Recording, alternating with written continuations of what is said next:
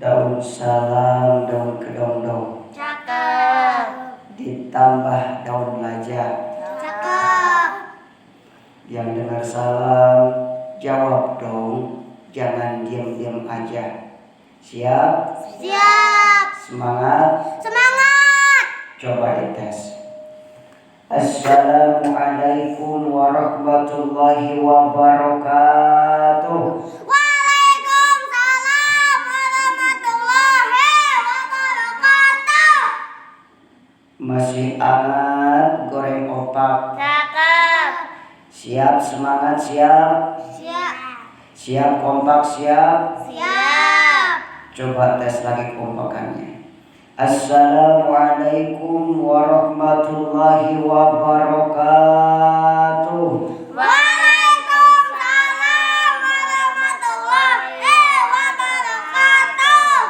Alhamdulillah, ternyata emang luar biasa, selalu semangat dan kompak. Alhamdulillahi wa kafa, wassalatu wassalamu ala sayyidina Mustafa wa ala alihi sidqi wal wafa, amma ba'du. Ibu, bapak, adik-adik remaja, jamaah kuliah subuh Ramadan yang saya cintai dan yang dicintai karena Allah. Mudah-mudahan kita semua mendapatkan rahmat, maghfirah, ampunan serta terbebas dari siksa api neraka. Amin ya Allah ya Rabbal Alamin. Baik, izinkan pada kesempatan pagi ini saya Al-Fakir Al-Ghaib Illallah ingin menyampaikan sebuah tema, yaitu 13 alasan agar kita sholatnya lebih khusyuk. Apa tadi judulnya? 13 alasan agar sholat lebih khusyuk. Ibu bapak hadirin jamaah sholat subuh, jamaah sholat, bukan jamaah sholat, jamaah kuliah subuh Ramadan yang berbahagia.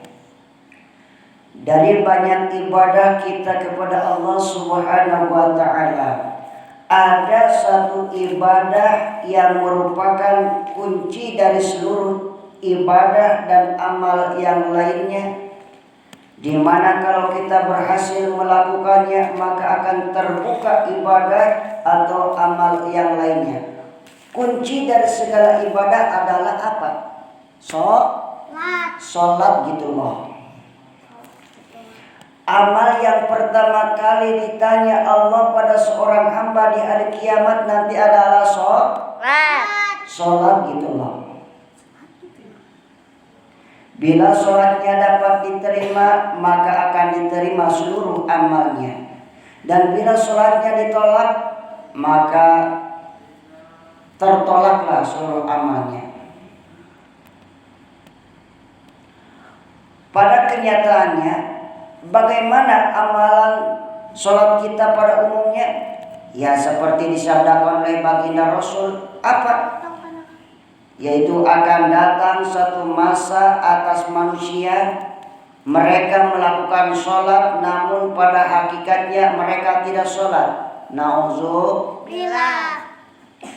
Banyak dari kita menganggap bahwa sholat adalah suatu perintah, bukan suatu kebutuhan. Jadi sholat sering dianggap suatu beban dan hanya bersifat menggugurkan kewajiban. Betapa sering kita rasanya malas untuk sholat, betul? Iya apa iya? Sholat sambil memikirkan pekerjaan, sholat secepat kilat tanpa tumaninah, mengakhirkan waktu sholat atau bahkan lupa beberapa rakaat yang telah dilakukan. Pernah terjadi enggak? Ketika kita sholat lupa bilangan rakaatnya, ini baru berapa rakaat, ini baru berapa rakaat, betul enggak? Betul. Padahal kunci amal ibadah kita adalah sholat gitu loh. Jadi Kita bisa memasang strategi dalam hidup dengan memperbaiki sholat kita terlebih dahulu, sehingga amalan yang lainnya akan mengikuti. Dan hal ini tentunya butuh suatu kesungguhan untuk mencapainya. Tahap awal untuk mencapai kekhusyuan sholat adalah dengan mengetahui kegunaan bagi diri kita apabila kita dapat melakukan sholat dengan khusyuk. Inilah 13 alasan mengapa kita perlu khusyuk dalam sholat gitu loh. Pertama, mendapat keberuntungan yang besar, yaitu masuk dalam surga Firdaus. Amin. Mudah-mudahan kita bisa masuk lewat surga yang namanya surga Firdaus gitu loh. Yang kedua, solusi terhadap permasalahan kita. Allah Subhanahu wa taala berfirman, "Wasta'inu bis-sabri was-shalah." Jadikanlah sabar dan salat sebagai penolong kalian.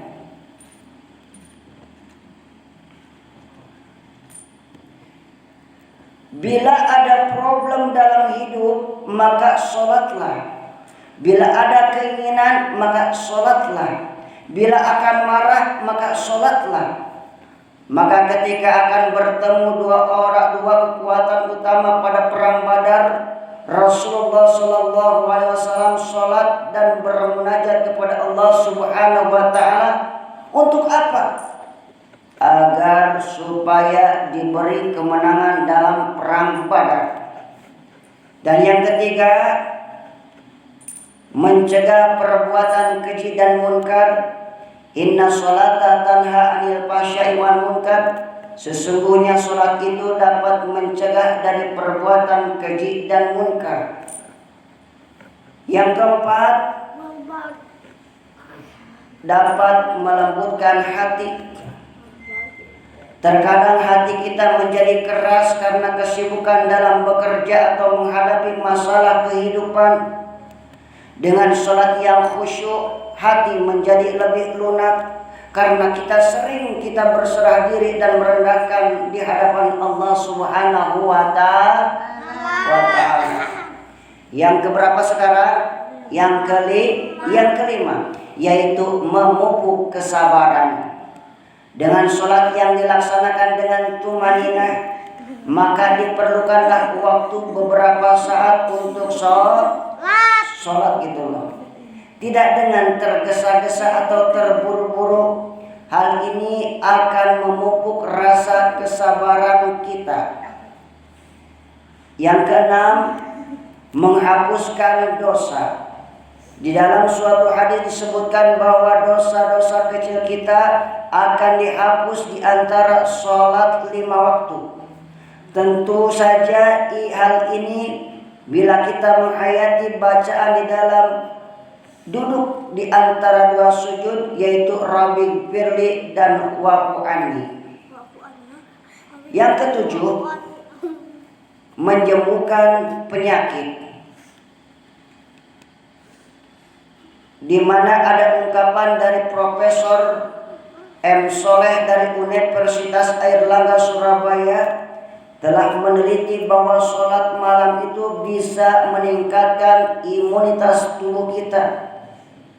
Luar biasa. Sholat bisa mencegah naik turunnya hormon kortisol yang berperan sebagai indikator stres. Masya Allah, luar biasa. Sedangkan stres merupakan salah satu faktor utama pemicu penyakit, termasuk kanker. Kalau di kita kankernya bukan kanker dalam penyakit, tapi kankernya kanker kantong kering, alias gak punya duit, gak punya uang, apalagi mau lebaran, belum beli kue lebaran, belum beli baju lebarannya. Iya apa iya? Betul apa betul? Betul. Bila kita sering pening atau sakit gigi, maka sholatlah dengan khusyuk, maka rasa sakit tersebut akan hilang. Hal lain yang perlu diperhatikan adalah adanya pendapat bahwa sholat juga merupakan sarana terbaik untuk bermeditasi. Betul gak? Betul apa tidak?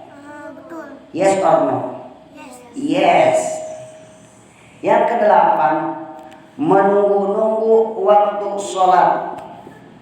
Karena sholat adalah kesempatan untuk bermunajat, berdialog dan mencurahkan hati yang maha kuasa, maka sholat akan selalu ditunggu-tunggu.